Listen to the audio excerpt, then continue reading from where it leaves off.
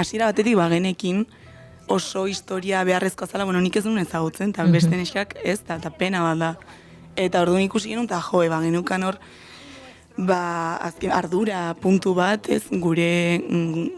sorbaldetan, nahi degula ondo egin, baina gero, denborakin, behin pelikula egina, ikusita,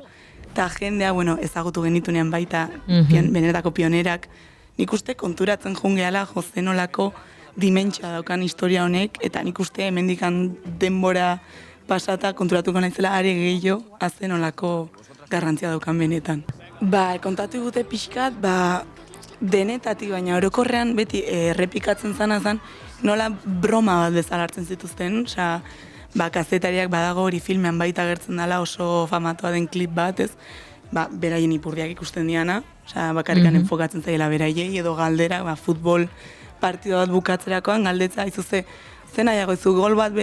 sartzea edo tortilla patata bat egitea, eta esatezu,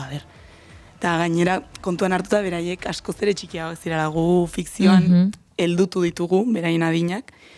ez dakit 16-18 urte artean, baina eske beraiek, benetan 13-15 urte zituzten, eta holako gauzak jasatea esaten ziguten gehien bat. Beraiek etziala konturatzen ez da, 13 urtekin batean kazetari bat etortzea eta holako gauzak galdetzea